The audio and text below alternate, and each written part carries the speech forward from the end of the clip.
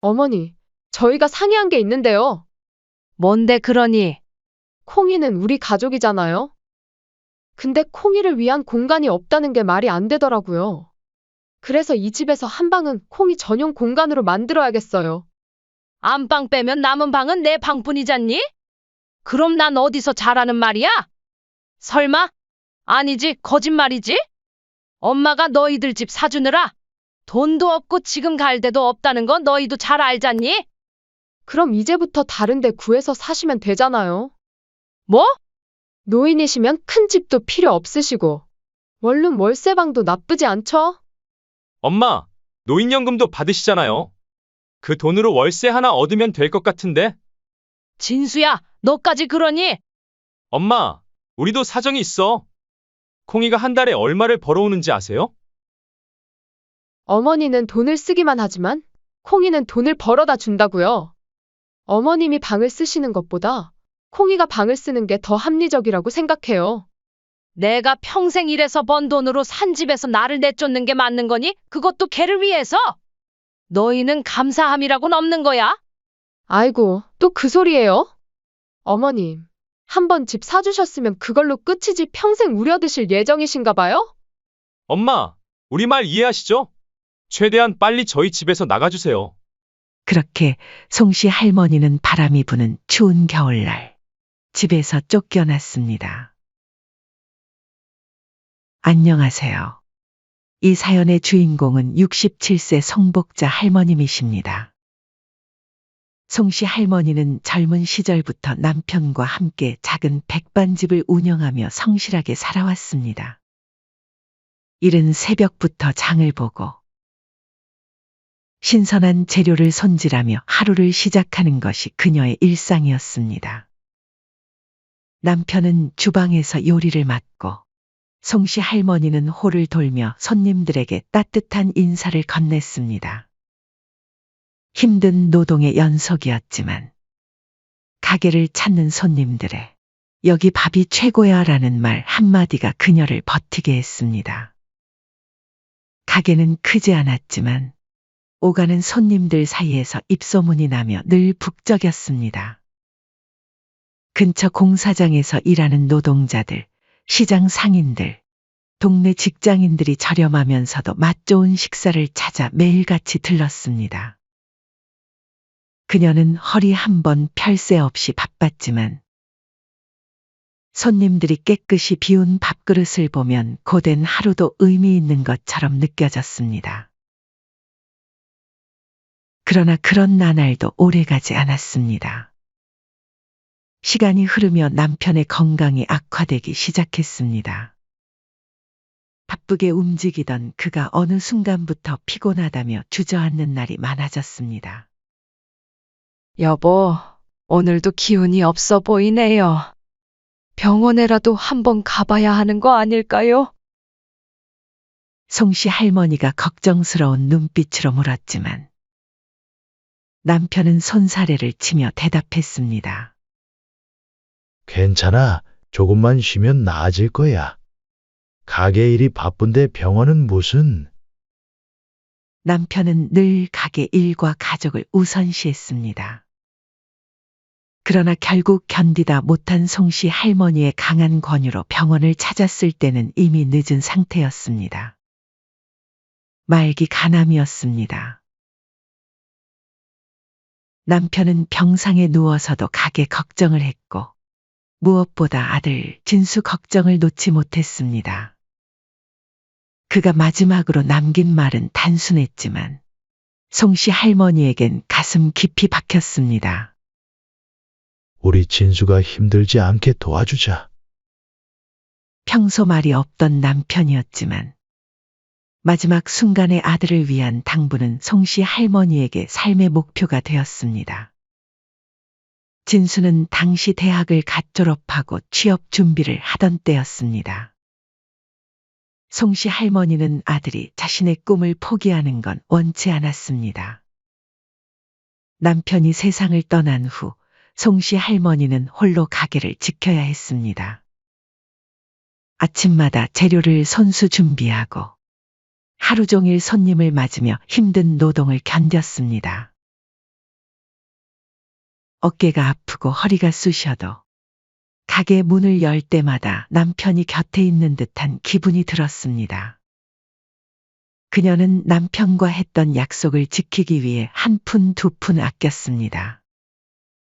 송씨 할머니는 자신을 위해 새 옷 한 벌 사지 않았습니다. 사더라도 아들의 옷뿐이었습니다. 진수가 꿈꾸던 중견기업에 취업하고 몇 년 후 아들은 현영이라는 여성과 만나 결혼했습니다. 송씨 할머니는 비록 며느리가 조금 차가워 보이긴 했지만 아들이 선택한 사람이니 가족으로 받아들였습니다. 아들 부부는 회사에서 멀리 떨어진 작은 전세 아파트에서 살았습니다. 송씨 할머니는 그들을 돕기 위해 종종 반찬을 만들어 보내기도 했습니다. 그러던 어느 날 진수가 전화로 전세금이 오른다는 이야기를 했을 때 송씨 할머니는 결심했습니다. 그렇게 30년을 모은 돈과 가게를 정리한 권리금을 합쳐 아들 진수를 위해 역에서 가까운 신축 아파트를 마련했습니다. 남들이 보면 대단한 일일 수도 있었지만 송씨 할머니에게는 당연한 일이었습니다. 아파트 계약을 마친 날 그녀는 남편의 사진을 바라보며 작게 중얼거렸습니다. 여보, 이제 우리 진수가 편하게 살 수 있게 됐어요. 너희 회사에서 멀어서 출퇴근 힘들지? 엄마가 조금이라도 도울 수 있으면 좋겠다. 아들과 며느리 현영은 처음에는 감사했습니다. 진수는 어머니의 손을 꼭 잡고 눈시울을 붉히며 감격했습니다. 어머니, 정말 감사합니다. 이런 큰 선물을 어떻게 저희가 이 감사함을 다 갚을 수 있을지. 며느리 현영도 연신 고개를 숙이며 감사 인사를 건넸습니다. 어머니, 정말 감사합니다. 저희를 위해 평생 모으신 돈을 정말 죄송하고 감사합니다. 그날 송씨 할머니는 가슴이 벅차올랐습니다. 남편과 했던 약속을 지켰다는 자부심이었죠. 처음에는 송씨 할머니가 아들 부부와 함께 살 계획은 아니었습니다. 하지만 아들의 아파트를 장만 살 때 돈이 부족해서 자신의 집도 정리해버린 송씨 할머니는 정작 살 곳이 마땅치 않아 월세방이라도 알아봐야 하나 고민하던 차에 아들 진수가 먼저 제안했습니다. 어머니, 같이 사는 게 어떨까요? 어머니 혼자 계시면 저희도 마음이 안 좋아요. 이 집도 어머니가 사주셨으니 당연히 어머니도 같이 사셔야 하는 게 맞죠. 처음에는 며느리도 동의하는 듯 했습니다. 송씨 할머니는 조금 망설였지만 아들과 함께 살 수 있다는 생각에 기쁘게 동의했습니다. 이사 후 첫날, 온 가족이 둘러앉아 저녁을 먹으며 웃음꽃을 피웠습니다. 송씨 할머니는 며느리와 함께 장을 보고 반찬을 만들었습니다. 따뜻한 밥 한 공기, 정성스러운 반찬을 앞에 두고 오랜만에 가족이 함께하는 시간이 행복하게 느껴졌습니다. 아파트는 새것 냄새가 물씬 풍겼고 창밖으로는 공원이 내려다 보였습니다. 날씨가 좋으면 단지 내 공원을 산책하며 느긋한 시간을 보낼 수도 있을 터였습니다. 그녀는 남은 노년을 이렇게 가족과 함께 행복하게 보내리라 생각했습니다. 하지만 이런 행복이 오래갈 것이라고 믿었던 송씨 할머니의 기대는 얼마 지나지 않아 무너지기 시작했습니다. 어느 날 며느리가 작은 말티즈 강아지를 안고 들어왔습니다. 얘는 누구니? 송씨 할머니가 물었습니다. 며느리는 환하게 웃으며 말했습니다. 콩이에요. 입양했어요. 작고 하얀 강아지는 귀엽게 꼬리를 흔들며 송씨 할머니를 바라보았습니다. 송씨 할머니는 어릴 적부터 동물을 좋아했기에 큰 불만은 없었습니다. 그래, 예쁘게 생겼구나. 콩이는 가족의 새로운 구성원으로 자연스럽게 받아들여졌습니다. 처음에는 송씨 할머니도 콩이를 귀여워했습니다. 아침에 일어나면 콩이가 반갑게 달려와 그녀의 발치에서 뒹굴기도 했고, 간식을 주면 기쁘게 꼬리를 흔들며 받아먹었죠. 작은 강아지의 존재가 집안의 활기를 불어넣는 것만 같았습니다. 며느리는 처음에는 그저 개인 SNS에 콩이의 사진을 올리는 정도였습니다. 강아지의 귀여운 일상을 기록한 사진과 짧은 동영상이 주된 내용이었습니다. 송씨 할머니도 처음에는 며느리가 귀여운 강아지를 자랑하는 것이려니 하고 대수롭지 않게 여겼습니다. 그러던 어느 날, 한 유명 연예인이 콩이의 사진을 자신의 SNS에 공유했습니다. 이 강아지 너무 귀엽다. 이 한마디가 엄청난 변화를 가져왔습니다. 해당 게시물은 폭발적인 반응을 일으켰고, 강아지 콩이의 인기는 갈수록 늘어나기 시작했습니다. 사람들은 강아지의 귀여운 외모에 열광했고, 며느리의 SNS에는 협찬과 광고 제안이 쏟아졌습니다. 송씨 할머니는 처음 이 소식을 들었을 때 며느리가 기뻐하는 모습을 보고 함께 기뻐했습니다. 현영아, 좋은 일이 생겼구나. 우리 콩이가 유명해졌다니 신기하네. 며느리는 그날 신이 나서 아들과 함께 이야기를 나눴습니다. 여보, 이거 큰 기회예요. 제대로 하면 돈도 많이 벌 수 있어요. 그때부터 집안의 분위기는 완전히 달라졌습니다. 며느리는 점점 더 SNS에 집착하기 시작했습니다. 아침부터 밤까지 며느리의 하루는 강아지 중심으로 돌아갔습니다. 강아지의 산책, 미용, 먹이 시간, 촬영 시간까지 모든 것이 철저하게 계획되었습니다. 아들도 처음에는 당황스러워했지만 협찬 제품들이 들어오고 광고 수입이 생기자 자연스럽게 며느리의 열정을 지지하게 되었습니다. 어머니, 우리 현영이 정말 대단하죠? 회사 다니는 것보다 더 많이 벌 것 같아요. 그러나 강아지가 집안의 중심이 되면서 송씨 할머니의 집안에서의 지위는 점점 떨어져 갔습니다. 처음에는 사소한 부탁으로 시작했습니다. 어머님, 콩이 장난감 좀 정리해 주실래요? 제가 지금 촬영 준비해야 해서요. 이런 부탁이 하루에도 몇 번씩 이어졌습니다. 송씨 할머니는 처음에는 기꺼이 도왔습니다. 가족을 돕는 일이라 생각했기 때문입니다. 그러나 점점 부탁은 명령처럼 변해갔습니다. 시간이 지날수록 송씨 할머니의 역할은 점점 더 콩이를 위한 허드렛 일을 하는 아랫사람으로 전락했습니다. 아침 산책, 배변 패드 교체, 밥 주기, 물그릇 씻기, 털 청소, 장난감 정리. 며느리는 강아지 콩이의 모든 뒤치다꺼리를 송씨 할머니에게 맡기기 시작했습니다. 마치 송씨 할머니가 강아지를 위한 가정부라도 된 것처럼 말입니다. 어머님, 콩이 목욕 좀 시켜주세요. 제가 지금 중요한 미팅이 있어서요. 송씨 할머니는 한숨을 내쉬며 말했습니다. 내가 요즘 허리가 좀 아파서 나중에 해도 안 될까? 그러자 며느리는 차가운 표정으로 대꾸했습니다. 콩이가 한 달에 벌어오는 돈이 얼마인지 아세요? 그 돈으로 우리 모두 편하게 살고 있잖아요. 어머님은 집에서 놀기만 하시면서 그 정도는 당연히 해주셔야죠. 며느리는 종종 이런 말로 송씨 할머니를 압박했습니다. 마치 강아지가 돈을 벌어오니 송씨 할머니는 그 대가로 일해야 한다는 뉘앙스였습니다. 송씨 할머니는 자신이 평생 모은 돈으로 산 집에서 자신이 마치 하인처럼 취급받고 있다는 현실이 너무 서글펐습니다. 집안 구조도 변하기 시작했습니다.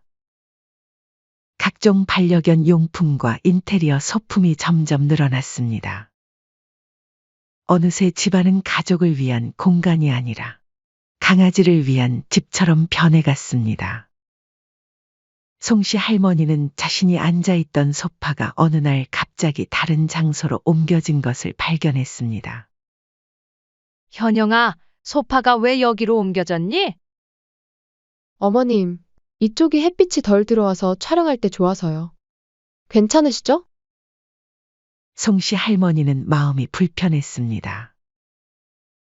햇빛이 들어오는 그 자리에서 남편 사진을 보며 차를 마시는 것이 그녀의 소소한 행복이었는데 그것마저 빼앗긴 느낌이었습니다. 어느 날 송씨 할머니는 저녁을 먹고 설거지를 하던 중 콩이의 밥그릇을 정리하려다 실수로 개밥을 쏟고 말았습니다. 사료가 바닥에 우수수 쏟아지며 널브러졌습니다. 그리고 강아지가 달려와 사료를 와구와구 먹기 시작했죠. 그 순간 며느리는 마치 세상이 무너진 것처럼 소리를 질렀습니다. 어머니, 진짜 못 살아. 대체 왜 그러세요?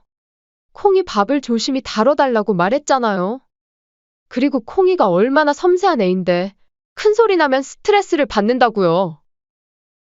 며느리는 화난 표정으로 바닥에 흩어진 사료를 한참 노려보더니 한숨을 내쉬며 퉁명스럽게 말했습니다. 아, 정말? 이거 어쩌실 거예요?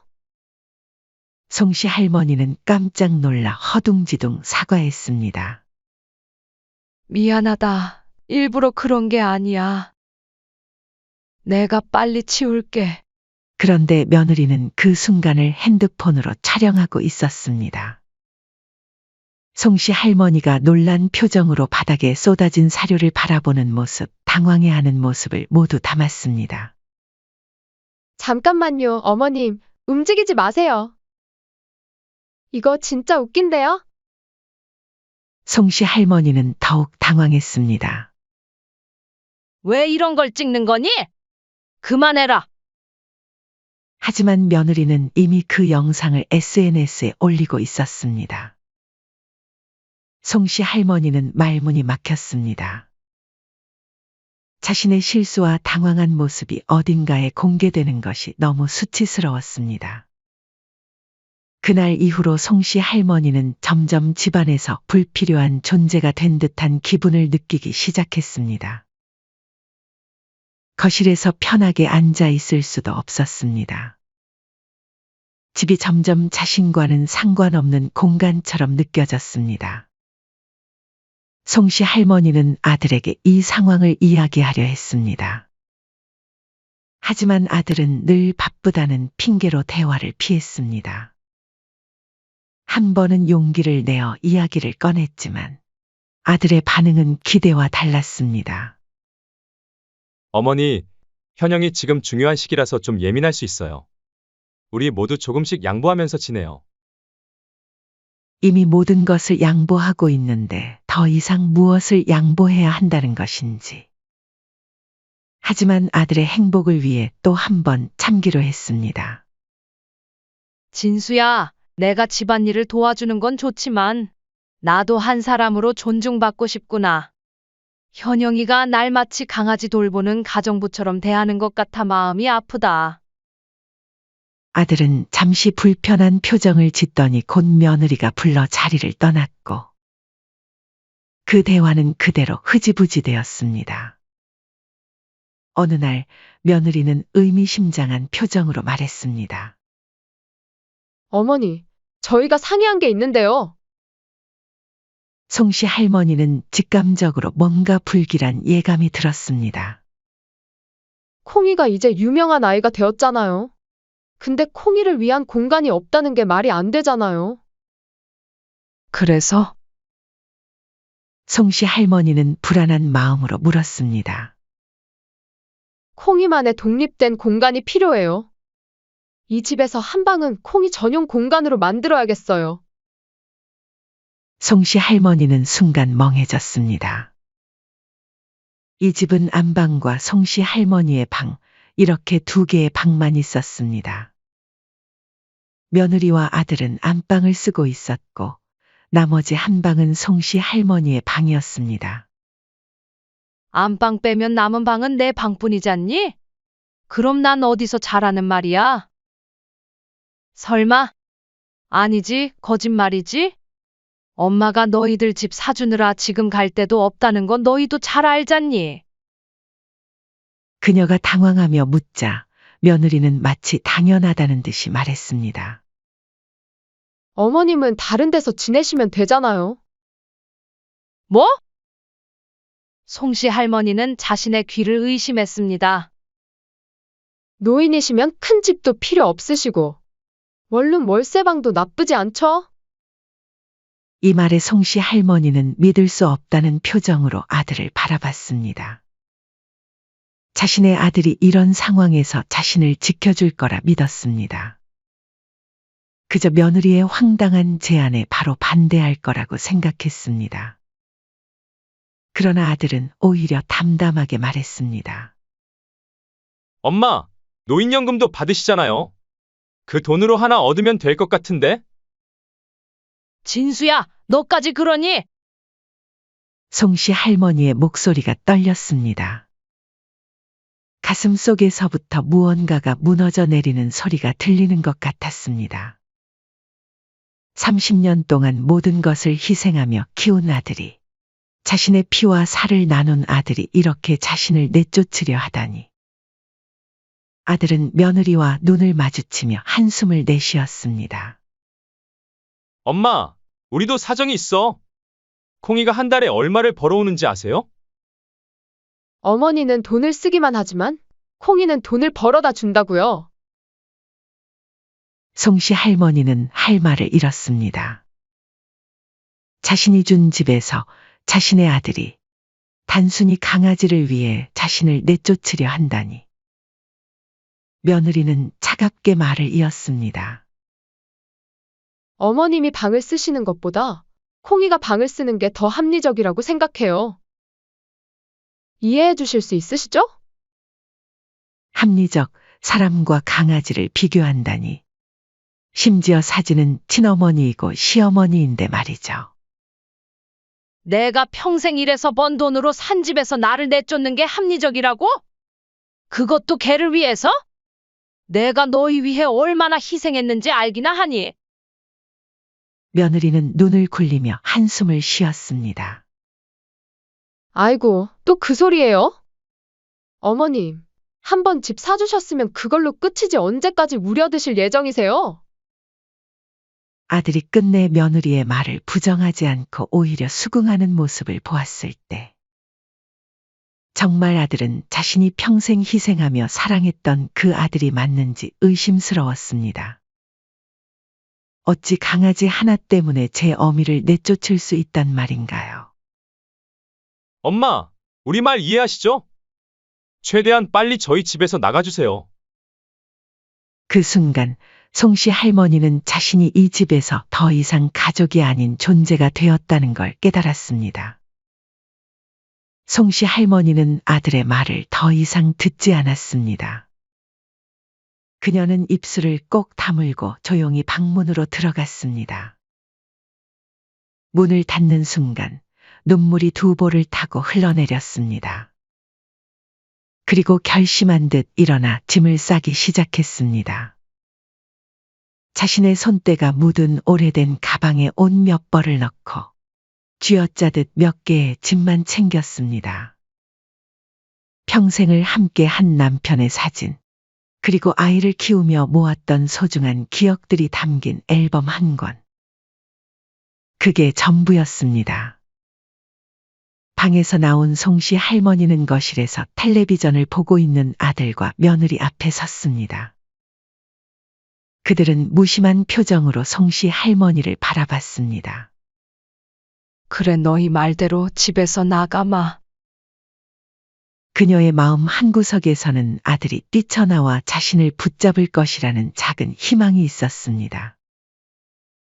하지만 그런 일은 일어나지 않았습니다. 아들은 멀뚱히 서 있었고 며느리는 무표정한 얼굴로 팔짱을 끼고 있었습니다. 그녀는 더 이상 아무 말도 하지 않았습니다. 그렇게 송씨 할머니는 바람이 부는 추운 겨울날 집에서 쫓겨났습니다. 송씨 할머니는 추위에 떨며 터덜터덜 걸었습니다. 어디로 가야 할지, 무엇을 해야 할지 막막했습니다. 송씨 할머니는 주머니에서 핸드폰을 꺼내 들었습니다. 이 시간에 누구에게 연락할 수 있을까 망설이다가 오랜 친구 미숙의 번호를 눌렀습니다. 미숙이는 백반집을 할 때부터 단골이었던 친구로 남편과 사별한 후에도 종종 안부를 물으며 지내던 사이였습니다. 여보세요. 미숙의 목소리가 졸린 듯 들렸습니다. 미숙아, 나 복자인데. 송씨 할머니의 목소리가 떨렸습니다. 복자, 이 시간에 무슨 일이야? 목소리가 이상한데? 나 아들 집에서 쫓겨났어. 어디야? 지금 바로 데리러 갈게. 그렇게 오랜 친구 미숙의 집에서 잠시 머물게 되었습니다. 그렇게 고생해서 키운 자식이 어떻게 강아지 때문에 친어머니를 내쫓을 수가 있니? 내가 언제부터 강아지보다 못한 사람이 됐는지 정말 모르겠네. 미숙은 송씨 할머니의 손을 꼭 잡았습니다. 너무 걱정하지 마. 내 사위가 변호사잖아. 내가 법적으로 어떻게 하면 되는지 제대로 알아보자. 송씨 할머니는 처음에는 망설였습니다. 법적인 절차라니 평생 그런 일과는 거리가 먼 삶을 살아온 그녀에게는 생소한 일이었습니다. 하지만 미숙은 단호했습니다. 너 그냥 이대로 쫓겨나고 말 거야. 그 집 내가 사준 거잖아. 가만히 있을 거냐고? 그래도 진수는 내 아들인데 법적으로 문제 삼는 건 바보 같은 소리 말고. 그 하나뿐인 아들이 널 어떻게 대했는데. 내가 평생 모은 돈으로 산 집에서 걔 때문에 널 내쫓았어. 이건 그냥 넘어갈 문제가 아니야. 그제야 송씨 할머니도 마음을 다잡았습니다. 다음 날 미숙의 도움으로 변호사를 만났습니다. 어르신께서 아들을 위해 집을 구매하셨지만 등기부등본상 명의는 여전히 어르신 명의로 되어 있다고 하셨죠? 변호사가 물었습니다. 네. 어차피 아들에게 줄 생각이었지만 아직 서류 작업을 안 했어요. 그냥 진수 가족이 살게 해줬을 뿐이에요. 정 변호사는 고개를 끄덕이며 서류를 살펴보았습니다. 어르신, 걱정 마십시오. 어르신께서 이 집의 법적 소유권을 완전히 가지고 계십니다. 계약서와 등기부등본을 확인해 본 결과 명의도 변동되지 않았고 모든 권리는 여전히 어르신에게 있습니다. 그 말을 듣는 순간 송씨 할머니는 한동안 말을 잇지 못했습니다. 그럼 내가 이 집을 팔 수도 있는 거예요? 물론입니다. 법적으로 아무런 문제 없습니다. 명의를 넘기지 않은 게 정말 다행이었습니다. 지금이라도 아파트를 매각하시면 새로운 삶을 준비하실 수 있어요. 송씨 할머니는 깊은 한숨을 내쉬었습니다. 처음에는 분노가 치밀어 올랐지만 이내 마음이 차분해졌습니다. 다른 선택지는 없을까요? 송씨 할머니가 물었습니다. 정 변호사는 몇 가지를 설명했습니다. 어르신이 집주인이시니까요. 월세를 받으며 임대인으로 관계를 재설정하실 수도 있고요. 하지만 지금 같은 상황에서는 어머니도 마음 단단히 먹으시고 단호하게 하시는 게 어머니에게 더 도움이 되실 거예요. 변호사의 조언에 송씨 할머니는 잠시 생각에 잠겼습니다. 마음 한구석에서는 아들에게 한 번 더 기회를 주고 싶은 마음도 있었습니다. 하지만 며느리의 차가운 눈빛과 아들의 배신이 떠올랐습니다. 변호사님, 아들집 팔아버립시다. 그리고 내가 원하는 대로 살아볼 겁니다. 정 변호사는 고개를 끄덕이며 바로 법적인 절차를 철저히 진행했습니다. 결국 며칠 후 송씨 할머니는 정 변호사와 함께 집을 찾았습니다. 송씨 할머니가 집에 들어서자 아들과 며느리는 그녀를 보고 당황한 기색이 역력했습니다. 어머니, 갑자기 웬일이세요? 아들이 어색하게 말했습니다. 며느리는 여전히 당당한 자세였습니다. 어머님, 이제 와서 다시 저희 집에 돌아오게 해달라고 빌어도 소용없어요. 그러나 송씨 할머니는 싸늘한 눈빛으로 둘을 바라보았습니다. 웬일이긴 내 집에 왔을 뿐이지. 아들의 표정이 굳어졌습니다. 어머니, 이게 무슨 일이에요? 그리고 보니 며칠 전에 집으로 서면이 날아왔는데 바빠서 확인 못했는데 설마. 이 집 저희 집안이었어요? 며느리가 갑자기 불안한 표정으로 물었습니다. 이 집 내 집이야. 딱 한 달 줄 테니 짐 전부 빼서 나가. 정 변호사가 조용히 설명했습니다. 법적으로 송복자 어르신께서 아파트를 매각하셨습니다.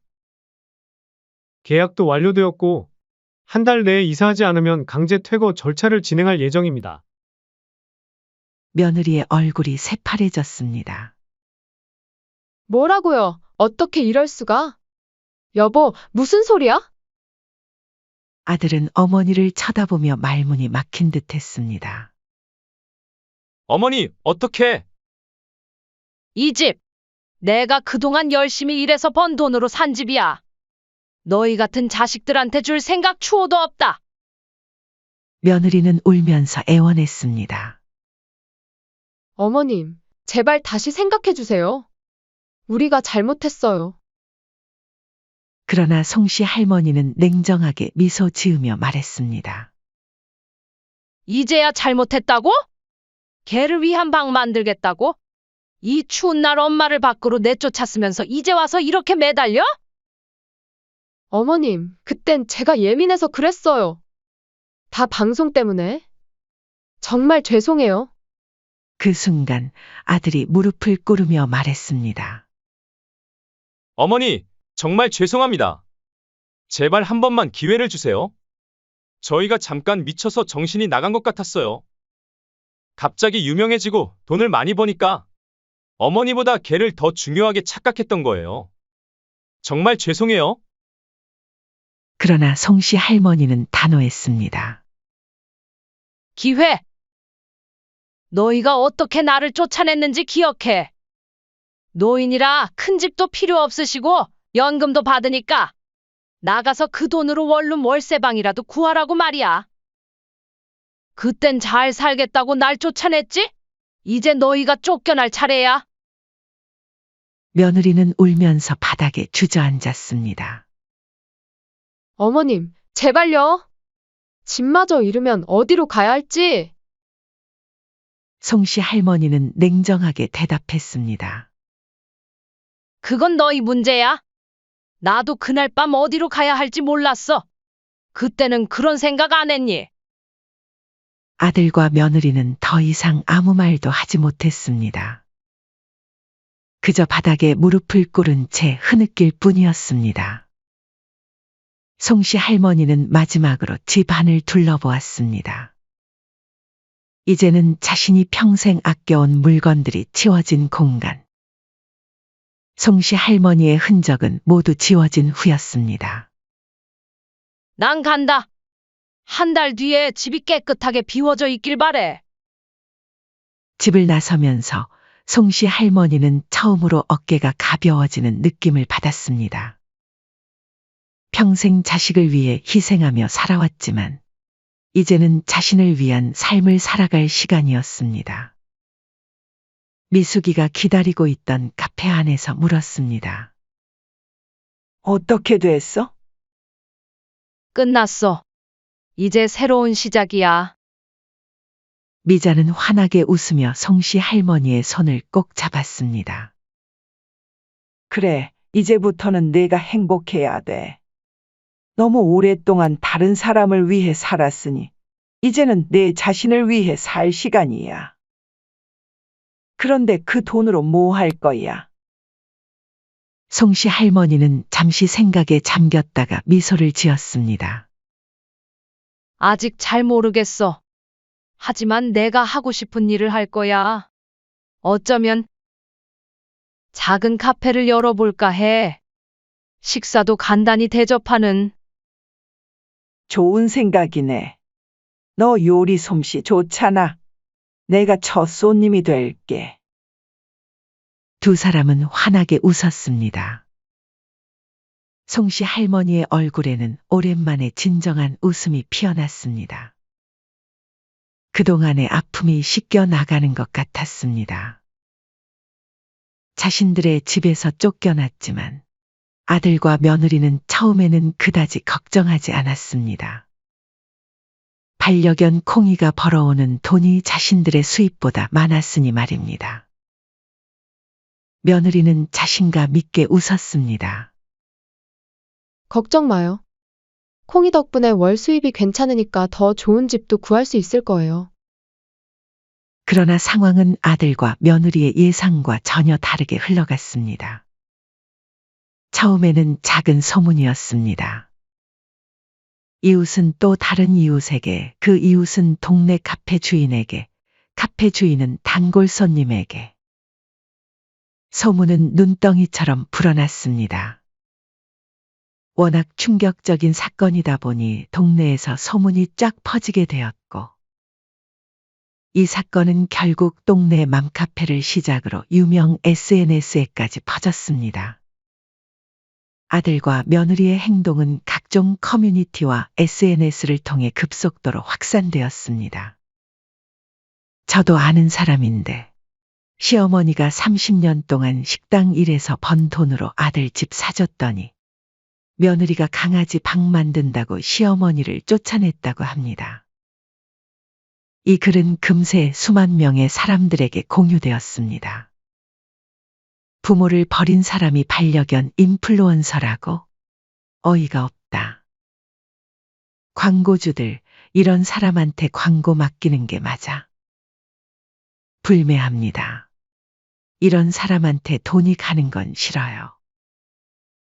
순식간에 수천 개의 악성 댓글이 달렸고, 결국 며느리는 SNS 계정을 비공개로 돌리고 댓글창을 닫아야 했습니다. 이게 무슨 일이야? 며느리는 핸드폰을 내려놓으며 얼굴이 하얗게 변했습니다. 여보, 큰일 났어요. 사람들이 우리를 알아봤어요.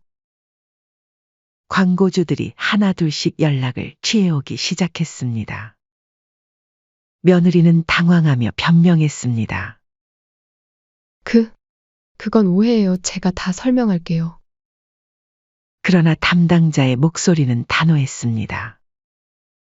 브랜드 이미지에 맞지 않는 논란이 있어 즉시 계약을 해지하겠습니다. 이것은 시작일 뿐이었습니다. 하루가 지나자 거의 모든 협찬사가 계약 해지를 통보했습니다. 협찬이 끊기면서 그녀의 수입은 하루아침에 바닥으로 추락했습니다. 한때 수많은 팔로워를 거느리며 기업 협찬과 광고를 받았던 그녀였지만, 이번 사건으로 인해 그녀의 이미지는 부모를 버리고 돈벌이 수단으로 개를 이용하는 악랄한 여자로 사회에 낙인 찍혔습니다. 아들도 마찬가지였습니다. 부모를 버렸다는 소문이 퍼지면서 그의 직장에서는 말이 돌기 시작했습니다. 저기 저 사람, 어머니를 집에서 쫓아냈대. 나도 인터넷에서 봤어. 이런 사람한테 중요한 프로젝트 맡겨도 되겠어? 협력사에서 불만을 제기하며 주요 계약이 취소되었고, 그는 결국 승진해서 탈락했습니다. 그렇게 겨우 버티던 아들은 결국 해고 통보를 받게 되었습니다. 회사에서 나오는 날, 아들은 비참한 심정으로 로비를 걸어 나왔습니다. 한때 번듯한 직장에서 근무하며 성공한 삶을 살고 있다고 자부했던 그였지만, 이제는 이력서 한 장 들고 취업 문을 두드려야 하는 처지가 된 것이었습니다. 아들과 며느리는 결국 이혼했습니다. 수입이 끊기고 사회적 평판이 바닥을 치면서 둘의 사이는 급격히 나빠져 버린 것이 그 원인이었습니다. 그렇게 뻔뻔했던 며느리는 이제 자신의 모든 것을 잃어버린 채 강아지와 함께 조용히 고향으로 내려갔습니다. 아들은 처음에는 작은 회사라도 다시 들어가려 했지만 애매한 나이 탓에 번번이 면접에서 탈락했습니다. 결국 아들은 일용직과 식당 일을 하며 겨우 생계를 이어갔습니다.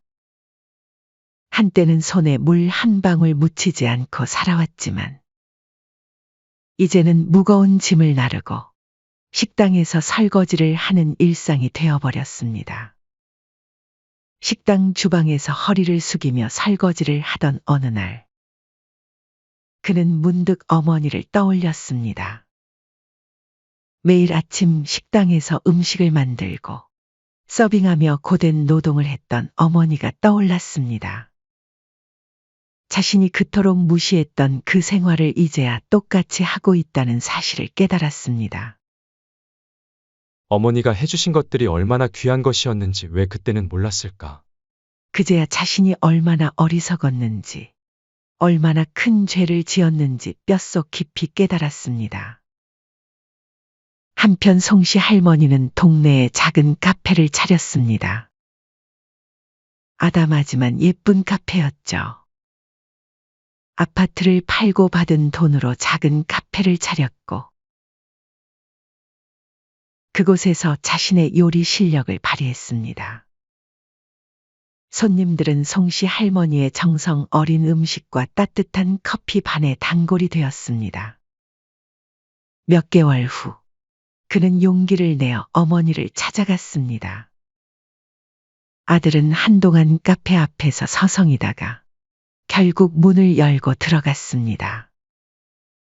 송씨 할머니는 손님을 맞이하던 중 아들을 발견하고 잠시 얼어붙었습니다. 아들은 아무 말 없이 눈물을 흘리며 고개를 숙였습니다. 어머니, 제가 정말 잘못했습니다. 너무 늦었지만 용서해 주세요. 송씨 할머니는 처음에는 차가운 태도로 그를 바라보았습니다. 이제 와서 뭘 바라는 거니? 아들은 그저 고개를 숙였습니다. 그런 거 아니에요.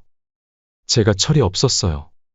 어머니의 희생이 얼마나 감사하고 값진 것인지 이제야 알았어요. 그의 말은 진심이었습니다. 송씨 할머니는 한동안 그를 바라보다가 결국 긴 한숨을 내쉬었습니다.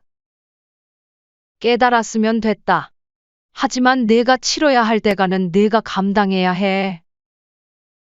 하지만 그녀는 아들의 진심을 받아들일 준비는 되어 있었습니다.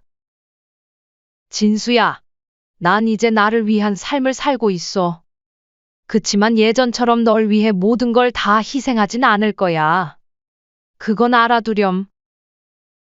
아들은 고개를 끄덕였습니다. 네, 어머니. 이후에 아들은 송씨 할머니의 카페에서 일손을 돕기 시작했습니다. 처음에는 단순히 청소와 설거지부터 시작했지만 점차 어머니의 요리를 배우며 함께 일했습니다. 손님들은 송씨 할머니와 아들이 함께 일하는 모습을 보며 미소 지었습니다.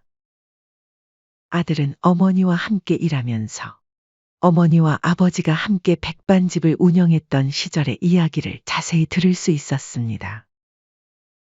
어떻게 새벽부터 밤까지 일했는지, 어떻게 한 푼 두 푼 모아 자신을 키웠는지, 그리고 어떻게 그 돈으로 아파트를 마련했는지. 아들은 고개를 숙이고 눈물을 흘렸습니다. 정말 죄송합니다, 어머니. 이제 아들의 얼굴에는 더 이상 교만함이 없었고 대신 겸손함과 따뜻함이 깃들어 있었습니다. 어느 날 송씨 할머니는 복지관 수업이 끝난 후 친구들과 함께 카페에서 차를 마시던 송씨 할머니는 창밖을 바라보며 조용히 미소를 지었습니다. 따뜻한 햇살이 그녀의 얼굴을 감싸고 있었고 카페 안에는 손님들의 웃음소리와 대화 소리가 가득했습니다. 그녀는 속으로 조용히 다짐했습니다. 이제는 나를 위해 살아야지. 그리고 그녀는 평생 꿈이던 카페를 운영하며 바쁘지만 행복하게 살고 있었습니다. 카페 한쪽 벽에는 송씨 할머니의 남편 사진이 걸려 있었습니다. 여보, 이제야 진짜 행복한 삶을 시작했어요. 지켜봐 주세요. 송씨 할머니의 인생은 이제 새로운 장을 열었습니다. 더 이상 희생만 하는 삶이 아닌 자신의 행복을 찾아가는 여정의 시작이었습니다. 그리고 그 곁에는 진정으로 반성하고 변화한 아들이 함께했습니다.